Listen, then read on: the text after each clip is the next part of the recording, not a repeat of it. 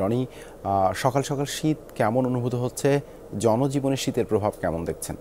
জি, আশিস, আপনি জানেন যে শীতের জেলা নামে খ্যাত উত্তরের জেলায় পঞ্চগড়, কারণ হিমালয়ের কাছাকাছি হওয়ার কারণে এখানে কিন্তু প্রতি বছর শীত আগে ভাগেই ঘটে। এখানেও কিন্তু তার এবার ব্যতিক্রম হয়নি।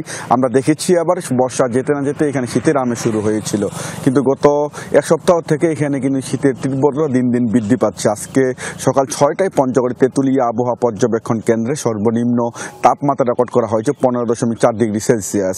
আবহাওয়া পর্যবেক্ষকরা বলছেন যে গত কয়েকদিন থেকে 14 থেকে 16 ডিগ্রির মধ্যে তাপমাত্রা ওঠানামা করছে। তারা বলছেন যে আগামী সপ্তাহের দিকে তাপমাত্রা আরও কিছুটা হ্রাস পাবে। আর প্রকৃতির কথা যদি বলি, এখানে আমরা দেখছি যে সন্ধ্যার পর থেকে কিন্তু গুড়ি গুড়ি বৃষ্টির মতো শীতল শিশির বিন্দু পড়ছে এবং হালকা যে হিমেল হাওয়া সেটি এলার উপর দিয়ে বয়ে যাচ্ছে। ফলে এখানে কিন্তু তীব্র শীত না হলেও এখানে কিন্তু হালকা শীত অনুভূত হচ্ছে। আমরা দেখছি যারা ছিন্নমূল মানুষ রয়েছে, সাধারণ মানুষ রয়েছে, তারা কিন্তু গরম কাপড় পরেই কিন্তু সন্ধ্যা থেকে সকাল পর্যন্ত তারা সময় অতিবাহিত করেন। তবে আবহাওয়া পর্যবেক্ষকরা বলছেন যে বিগত বছরের তুলনায় এবারও শীতের তীব্রতা বৃদ্ধি পাবে। আর জেলা প্রশাসনের সাথে আমি কথা বলেছিলাম, জেলা প্রশাসন আমাকে যে তথ্যটি জানিয়েছেন, তারা বলছেন এই বছর যেন যারা গরিব অসহায় শীতার্থ মানুষ রয়েছে তারা যেন বিপাকে না পড়ে, তারা দুর্ভোগে না পড়ে। সেক্ষেত্রে সংশ্লিষ্ট মন্ত্রণালয়ে শীতবস্ত্র চেয়ে আবেদন প্রেরণ করেছে এমনটি তারা বলছেন। আর সাধারণ মানুষ যারা রয়েছে তাদের সাথে আমি কথা বলেছিলাম, তারা বলছেন যেহেতু প্রতি বছর এখানে শীতের প্রকোপ বৃদ্ধি পায়, সাধারণ মানুষ যারা আছে তাদেরকে কাজ করতে সমস্যা। সেক্ষেত্রে যদি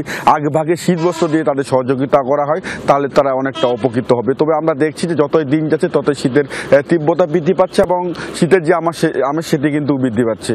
দেবাশিস, ধন্যবাদ রনি যুক্ত হওয়ার জন্য।